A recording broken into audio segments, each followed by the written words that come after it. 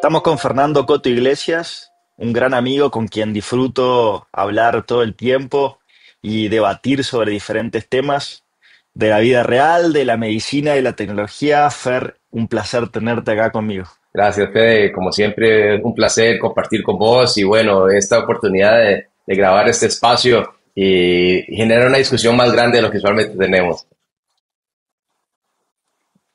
Estás en Costa Rica, sos médico, sos geriatra, sos un aficionado y alguien que hace cosas dentro de la innovación. Contamos brevemente qué es lo que haces y a qué te dedicas. Sí, lo primero y ante nada es que disfruto ser mucho clínico. Tengo en este momento mi práctica abierta al público en uno de los hospitales tal vez principales de la ciudad de San José. Y ahí una de las cosas interesantes de atender personas mayores y cuando uno quiere hacer una analogía y explicarle a alguien que es un geriatra, uno muchas veces dice, es como un pediatra pero de adultos. Pero la única diferencia es que el pediatra, si empieza a atender a los 0 años por ser neonatólogo y puede atender hasta alguien a los 40, es un poco ya bizarro pensar que alguien de 40 va a ir con un pediatra. Sin embargo, eso es lo que los geriatras hacemos cuando atendemos a alguien de 60 y al mismo tiempo a alguien de 100 años. Entonces sí es el seguimiento de un grupo de pacientes heterogéneo, muy retador y en mi historia personal, y para dejarlo por acá, creo que nunca lo había comentado en público, yo siempre quise ser oftalmólogo y sin embargo en el último año de la carrera tuve contacto con una institución muy grande que tenemos en nuestro país que es un hospital nacional geriátrico. Entonces fui ahí con la intención de que no me interesaba nada la medicina interna y tuve contacto con los pacientes mayores y entendí la necesidad y fue un grupo de población que me capturó desde el primer momento y eso hizo que en los siguientes años cambiara totalmente mi intención de una especialidad para escoger la geriatría, que además me ha resultado súper compleja, súper interesante, no me deja de asombrar, está en constante cambio y entonces eso hizo que comenzara a ver de manera diferente no solamente a los pacientes, sino también a la misma medicina y que buscara una forma de integrar mejor los cambios y adaptar la medicina a los pacientes y no adaptar a los pacientes a la medicina que tal vez ofrecía de manera más tradicional y entendí que los pacientes necesitan como cosas más integrales, más globales y que para poder beneficiar de manera apropiada a esta persona tenía que entender mejor su entorno y no solamente su entorno, sino su crianza, sus valores, sus principios. Y entonces esto me llevó en un viaje muy, muy, muy, muy interesante que luego comencé a matizar, llamémoslo así, con toda la tecnología y con todas las cosas de inteligencia artificial que han venido pasando en los últimos años para tratar de aplicarlos a esta población, tratando de respetar el principio más importante de la geriatría y es mantener la independencia, mantener la autonomía. Vamos a ir a la parte de tecnología e inteligencia artificial, pero antes preguntarte, estamos en un mundo que está sufriendo muchos cambios disruptivos que creo que son un quiebre en la historia de la humanidad, pero una de las cosas que está pasando es que la natalidad está bajando, nacen menos personas y los seres humanos cada vez vivimos más. Entonces la pirámide poblacional que estábamos acostumbrados a tener hasta ahora está cambiando. Cada vez hay más gente mayor de edad y menos gente nace. ¿Cómo ves como geriatra este cambio en la estructura de la sociedad y qué desafíos nos trae desde el punto de vista médico y también social? Sí, la pregunta es interesantísima. Yo tengo que decir que ahorita se desaceleró la natalidad, pero tenemos que remontarnos hace unas décadas entre los 60 y los 80, más bien hubo un boom donde más bien la tasa de natalidad era increíble. Y esto viene pareado de dos cosas. Claro, este grupo grande de nacimiento es el que ahora está moviéndose y está cambiando la forma de la distribución demográfica que vos decís que ya no parece tanto una pirámide, sino está tomando otras formas. Sin embargo, hay algunos otros datos que también quisiera tener como en perspectiva. Y es que edad mediana de la población pasó de los 18 años en 1950 a los 31 años en el 2024, pero se espera que esa mediana sea de 40 años en el 2050, dentro de 25 años apenas. Y esto ha hecho entonces que la proporción de personas mayores de 65 años vaya totalmente en aumento, siendo un 10% para el 2024, pero se espera que llegue a ser un 19% para el 2050. Entonces, las personas no solamente es que están haciendo menos, sino es que vamos a vivir más. Pero el vivir más significa un montón de retos de cómo nos vamos a adaptar como sociedad, cómo se van a adaptar los gobiernos, cómo se va a adaptar la parte política, cómo se va a adaptar la parte social. Y por supuesto el reto ahora viene en la epidemia del envejecimiento y en el cambio demográfico disruptivo a lo que entendíamos como los modelos sanitarios que tradicionalmente han sido enfocados materno-infantiles y entonces a responder a los nuevos retos que la nueva población va a tener desde el punto de vista de su salud. Decímelo vos que cada vez estás viendo más cáncer a edades distintas y cómo los métodos de tamizaje tienen que irse adaptando porque la población está cambiando y al mismo tiempo está cambiando la tecnología para poder hacer mejores diagnósticos y poder hacer una medicina de más precisión. Entonces, creo que nosotros como personas estamos incluidos también dentro de ese cambio y vienen preguntas no solamente pensando como médicos hacia los pacientes, sino pensando como médicos hacia adentro y qué vamos a poder adaptar de estas herramientas y de estos procesos y cómo van a impactar eso y cómo va a cambiar eso la práctica de la medicina que venimos haciendo. Hablaste algo de tecnología e inteligencia artificial. De por sí, los seres humanos somos seres tecnológicos, pero particularmente vos, y en las primeras palabras que me decías, es que tratás de adaptar las nuevas herramientas para lograr el fin último, que es que las vidas de las personas sean mejores, atender mejor a tus pacientes. ¿Cómo viene tu contacto con la inteligencia artificial y qué rol tiene en la asistencia del adulto mayor? Claro, la tecnología en particular en lo individual siempre me llamó la atención y yo siempre cuando salía algún dispositivo nuevo, viste, yo quería buscarlo, ser de los primeros, probarlo, ser de los early users. Pero en todo, en todo, en todo. Desde que salimos del disco compacto al MP3, yo quería un iPod y hacerlo era como el tenerlo y experimentarlo. Eh, yo siempre pensé que eran dos caminos muy diferentes, los de la tecnología, la computación, con la gente mayor, porque nosotros tendemos a pensar que la gente mayor está obsoleta, que no está actualizada, que no quiere mantenerse al ritmo de los cambios tecnológicos, que les cuesta muchísimo. Sin embargo, eso está cambiando, porque no solamente es la parte cultural, sino que también es la parte de la educación tecnológica a la que a veces no tenemos acceso. Entonces, todo hizo un cambio a partir de hace tal vez 4 años, en donde la tecnología se nos puso más a la mano. Se nos puso más a la mano. Yo comencé a buscar y a encontrar más integraciones entre el mundo de la tecnología y la medicina. Comenzaron a aparecer más publicaciones con respecto a algoritmos que podían predecir mejor, que podían manejar mejor grandes datos y entonces comencé a ver que a nivel computacional se podían hacer las cosas que nosotros hacíamos, tal vez a nivel estadístico, pero con otro lenguaje. Y entonces comenzó a generarse un cambio. Y todo a partir del 2024, el mundo se volvió loco y cambió con el deployment de los modelos de lenguaje ampliado. Y en eso tenemos que estar claros en que el ChatGPT y todos los que vinieron después vinieron a cambiar y a revolcar esto y a volver la medicina una locura. Pero lo más valioso de ellos es que han logrado que nosotros, en nuestro lenguaje natural, podamos comenzar a comunicarnos con las computadoras. Y entonces, claro, eso ha hecho que con estos modelos ahora todo sea inteligencia artificial.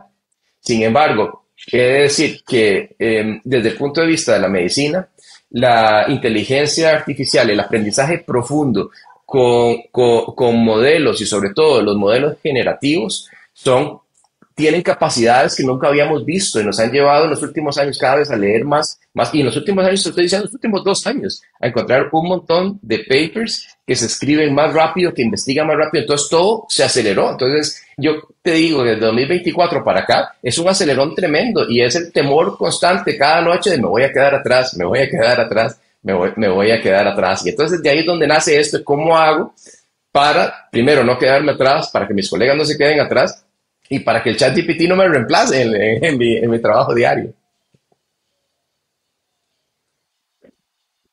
Hablábamos fuera de cámara de tus investigaciones en el campo de la geriatría y el impacto que pueden tener las tecnologías en los pacientes. Y hablábamos de un concepto súper interesante que es los biomarcadores digitales. Porque estamos acostumbrados a tener biomarcadores de medicina molecular, biomarcadores en un laboratorio, en una imagen, pero biomarcadores digitales, bien, ¿qué relación tiene con lo que vos haces? Claro, todo esto nace del aprender y el entender cómo es que funcionan los modelos de aprendizaje y cómo es que una computadora es capaz de aprender y evacuar algunas dudas. Y las técnicas más locas desde mi perspectiva son las técnicas de aprendizaje profundo, donde uno no lo puede explicar por qué el algoritmo está escogiendo las variables que está escogiendo para hacer sus predicciones o para generar sus datos. Y entonces viene y sale la posibilidad de que qué pasa si esto nos da herramientas nuevas para analizar cosas de todos los días. Y entonces aquí es donde viene el concepto de los biomarcadores digitales que lo estamos aplicando a lo que es la evaluación cognitiva en los pacientes mayores. Los temas de memoria y los temas relacionados con el Alzheimer y la pregunta esa complicada de consultorio de mi papá o yo tengo Alzheimer, estoy perdiendo la memoria, eso no es dependido de evaluaciones clínicas que nos permiten definir si una persona tiene o no tiene deterioro cognitivo, pero mi intuición era que se estaba perdiendo muchas cosas en el camino porque no tomábamos, no se quedaba documentado los tiempos o la dificultad con la que una persona ejecutaba cierta tarea, sino nada más si la ejecutaba bien o la ejecutaba mal, le asigno un puntaje y al final sumo ese puntaje y decido si cae en cierta categoría o no, basada en los resultados de otros estudios que no necesariamente representan al paciente que yo estoy viendo al frente, los estudios de validación de una prueba. Sin embargo, resulta que yo puedo grabar a la persona hablando su lenguaje, otra vez volvemos al lenguaje, hablando su lenguaje natural. Entonces hay ciertas herramientas donde yo puedo poner a la persona a que me describa lo que está viendo en la imagen. Puedo también pedirle que de manera espontánea me cuente como su mejor día y por qué fue su mejor día en la vida. O puedo también ponerlo a que vea un corto, por ejemplo, y que me describa después de que terminó el corto con mayor detalle posible todo lo que observó. Y lo que hace, por ejemplo, la inteligencia artificial es la capacidad de grabar a la persona hablando. Pero resulta que en esto, las pausas que la persona haga, la cantidad de palabras y los distintos tipos de palabras que utilizó, la mayor cantidad de descripciones que pudo hacer con respecto a las diferentes tareas, eso queda grabado. Yo se lo puedo dar a un algoritmo de inteligencia artificial, puede entender estas pausas, puede entender esos cambios en la tonalidad, puede entender el ritmo con el que la persona está hablando y me puede dar una predicción. Y eso es lo que hay algunas herramientas, algunas en las que estamos trabajando en investigación actualmente, que me pueden predecir hasta un 90% de sensibilidad quién tiene un deterioro cognitivo versus quién no. Y la intuición también es qué pasa en el tiempo. Si yo puedo comparar mis grabaciones de mis mismos actos repetidas cada cierto tiempo, si eso realmente va entonces a demostrar que yo estoy teniendo un deterioro en mi capacidad cognitiva simplemente porque el lenguaje es lo que está montado en el tope de esas habilidades cognitivas. Entonces, la detección y la grabación de video, de audio y de ejecución de tareas son cosas que pueden ser marcadores y a eso es lo que les hemos llamado entonces los biomarcadores digitales, porque el utilizar la inteligencia artificial para analizar estos datos que de otra forma serían imposibles de analizar es lo que ha hecho que se abran nuevos factores de riesgo para desarrollar ciertas enfermedades como el deterioro cognitivo y la demencia. Y una vez que tenemos estos biomarcadores y digitales y por ahí podemos predecir estas cosas, también la tecnología nos podría ayudar a prevenirlos o a tratarlos. Yo pienso que, volviendo al tema de los cambios demográficos, cada vez va a haber más pacientes mayores, eso significa que cada vez va a haber gente que tiene más deterioros cognitivos y que necesita tener un abordaje. Esos abordajes usualmente uno los hace de diferentes maneras, pero lo más importante sería la terapia cognitiva.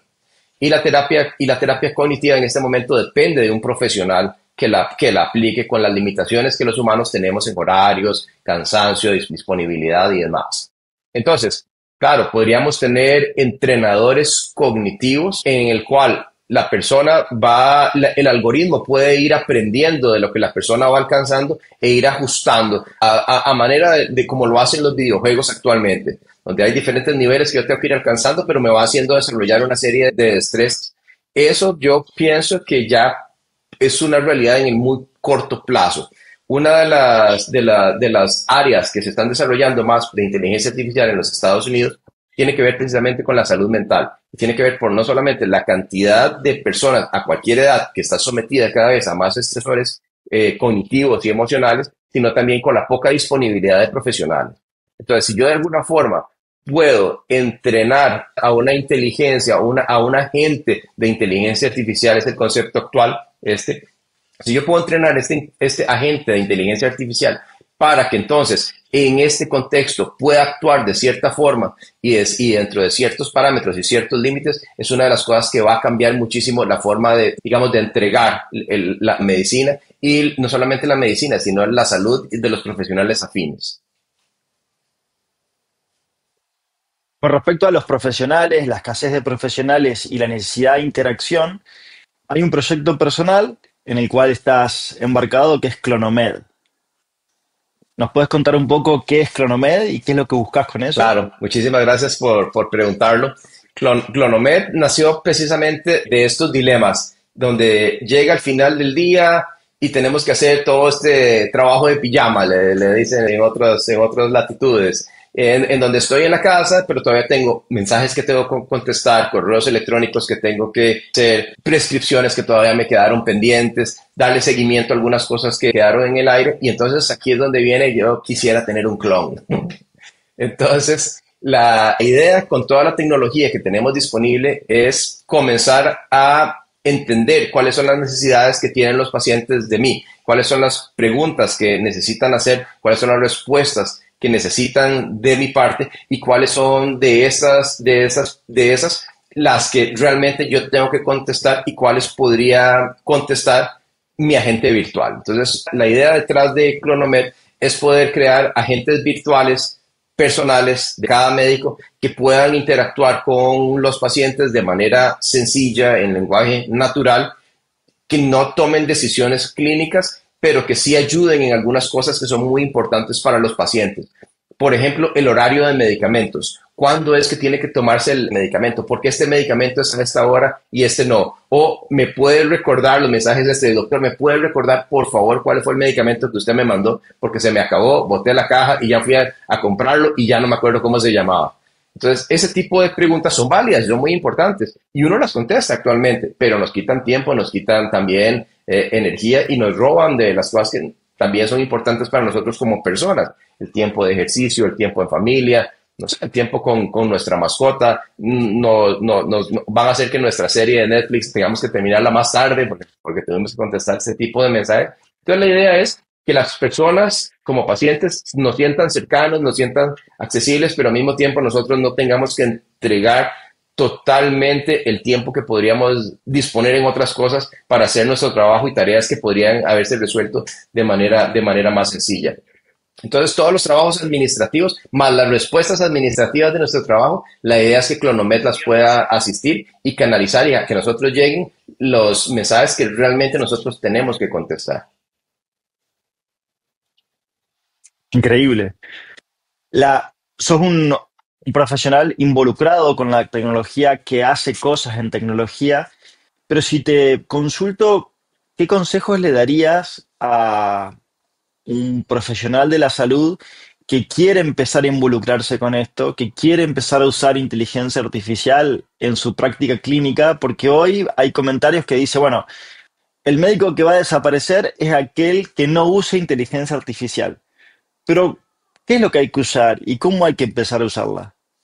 Yo creo que en mi viaje personal, lo primero que yo hice fue un curso, nada más un certificado profesional de ciencia de datos. En el ciencia de datos uno aprende a programar, uno aprende el lenguaje de programación. En mi caso, yo el lenguaje de programación que aprendí fue Python, pero entonces uno comienza a programar el análisis de datos utilizando algunos modelos de Machine Learning, se llama esto. Pero los modelos de Machine Learning tienen los que son supervisados y los que son no supervisados. Y eso entonces me llevó como a entender un poco más. Lo siguiente que hice fue una maestría en inteligencia artificial en salud, en la cual no me dio los conceptos técnicos, pero me hizo entender como para qué son los usos, cuáles son las áreas calientes ahorita de la medicina en donde están utilizándose justamente estos modelos. Y el tercer curso que hice de formación tenía que ver con la aplicación práctica de tareas de inteligencia artificial en la práctica de la medicina propiamente. Este último curso lo hice en línea con la Universidad de Harvard, pero eh, mi respuesta corta a esto, ese fue mi viaje personal, pero mi respuesta es, hay que tomar algún curso de algo, porque lo que se pueda ver como en Internet se queda muy por encima y esto va más allá de simplemente el chat GPT o cualquier otro modelo que queramos usar de Cloud, de Gemini. Va muy distinto, va muy distinto, pero creo que para poder entender el impacto que este puede tener en nuestro día a día, ocupamos un poquito de formación. Y bueno, como médico nos damos cuenta que todos los días ocupamos formación en todo, ocupamos congresos, conferencias y demás. Y por eso es muy importante, y aquí aprovecho para alabar la labor que vos haces como un embajador de la inteligencia artificial en la medicina y como en los congresos médicos profesionales estamos hablando sobre los proyectos que vos también has desarrollado, cómo eso tiene que impactar y cómo precisamente disminuir el temor que el desconocimiento puede generar en los médicos sobre el utilizar esas herramientas y si esto me va a suplantar o no. Pero por ahí va mi idea, formación, vamos cada vez más formación. Última pregunta, y estos ciclos se tratan de unir los puntos entre la biología y la tecnología. Y la pregunta que te hago es, ¿qué puntos uniste hasta ahora en tu carrera y qué puntos te gustaría unir en un futuro? Yo me defino como una persona humanista y la especialidad que practico me permite ser muy humano todos los días. Y creo que con esta coyuntura en la que estamos, de esta explosión y este cambio y todo lo que ahorita decimos que la inteligencia artificial está en todos lados, realmente lo que hay son sistemas de computación. Y entonces el peligro ese de que las computadoras van a dominar el mundo y nos van a suplantar. Yo creo que nosotros como humanos tenemos todavía el control y el botón de pánico en nuestras manos y esto me ha permitido y meterme un poco acá, me ha permitido expiar un poco los demonios y los temores y entender cómo la tecnología más bien puede hacer que nosotros como seres humanos tengamos una mejor calidad de vida, una mejor calidad de salud y creo que nos da todas las herramientas para tener una medicina pues más personalizada dentro de la casa, no dentro del hospital y una mejor prevención. Siempre defendemos que la prevención es la mejor herramienta, pero la prevención la tenemos siempre en centros de salud. Y creo que la tecnología, el punto que estamos conectando hoy, es que la prevención la podemos llevar a la casa, al hogar, a la persona en el día a día. ¿Qué te gustaría hacer dentro de lo que estás haciendo en un futuro? Qué me gustaría hacer? Otra de mis pasiones ha sido la arquitectura. Entonces, si algo que me encantaría hacer en algún momento es participar en el diseño de todos estos espacios inteligentes, pero con la intención de que no necesariamente sean inteligentes, sino que sean espacios de alta funcionalidad. El tema de las barreras arquitectónicas, que siempre los geriatras le tenemos muchísimo temor por las caídas en las personas mayores, cómo generar ambientes en los cuales puede disminuir el riesgo de caídas y todas las consecuencias que tiene una caída en una persona mayor. Entonces, hacia ahí voy, hacia si fuera la casa de Tony Stark, que el Jarvis realmente sea real y que sea alguien que me conoce en el día a día, pero que me reta, que me estimula, que va a hacer que cognitivamente no me pueda apagar, que no caiga en el letargo del retiro. Y yo veo que eso es muy común porque de todos los pacientes que yo atiendo son un libro abierto. Cada paciente que yo atiendo es un libro que me leo y algo que aprendo. Y si algo aprendido es que uno siempre tiene que mantenerse activo, siempre tiene que estar aprendiendo, siempre tiene que estar acompañado. La soledad es una de las cosas más terribles en la etapa mayor, pero además las barreras que representa desde el punto de vista de los cambios arquitectónicos que se hacen en la ciudad, los cambios en el transporte público y cómo hacer para minimizar esos cambios y adaptarlos y que la persona continúe siendo relevante. Lo que te decía antes, si para el 2050 vamos a tener esa cantidad de personas mayores, esas personas tienen que estar de alguna forma activas económicamente y son un repositorio de mucha sabiduría. Yo a la edad que tengo no me cambio por el Fernando de la mitad de mi edad de ahora y simplemente es por el tema de que he alcanzado más metas y cómo hacer para que entonces esto se mantenga y haya un ambiente en el cual la tecnología fomente que yo me mantenga independiente. Los autos, por ejemplo, autónomos nos solucionarían las consultas terribles donde los hijos nos traen a los papás para que les digamos que ya no pueden manejar más su auto, por ejemplo. Entonces, hacia eso voy, cómo solucionar temas de movilidad que parecieran muy sencillos, pero cuando uno tiene 90 años ya la cosa es más complicada. Y eso es lo que me gustaría, ese es el futuro en el que me gustaría creer que va a venir y eso es mi trabajo de hoy en día para tratar de que eso sí se vaya a cumplir. Pero muchas gracias. Un gran abrazo. Claro, claro, Fede.